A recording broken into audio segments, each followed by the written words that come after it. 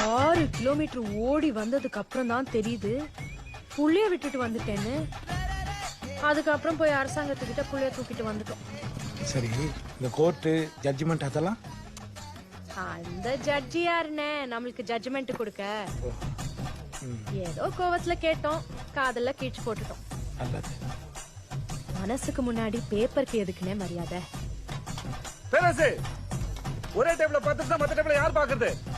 நீங்க பிசினஸ் நேரத்துல கத்தாதீங்க sir. Madam, நான் கத்தல மேடம். திரும்ப கத்தாதீங்க சார், பேசு. அவன் ஒரு திருட்டு பையன் மேடம்.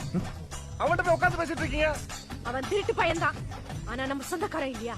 சொந்தக்கார பையனால திருட்டு பையன் தானே அவன். சௌகாசமே வேணாண்டா. இதுக்கப்புறம் இந்த கடையில நான் காலை வச்சேனா செருப்பாலே அடிப்பேன். சேம் பிஞ்சிரி. சாரி.